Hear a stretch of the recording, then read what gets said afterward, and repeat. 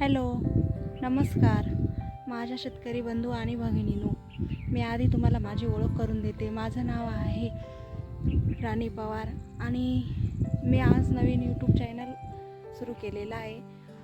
खरं तर म्हणजे चांगल्या आणि सुशिक्षित अशाच बाया यूट्यूब चॅनल सुरू करता आणि ज्यांच्याकडे काही व्यवसाय आहे किंवा ज्या व्हायरल आहेत, आधी ज्या सोशल मीडियावर कायम ॲक्टिव्ह असतात, त्याच बाया असं करू शकता असं बरेच लोक म्हणतात. पण मी पण एक शेतकरी आहे.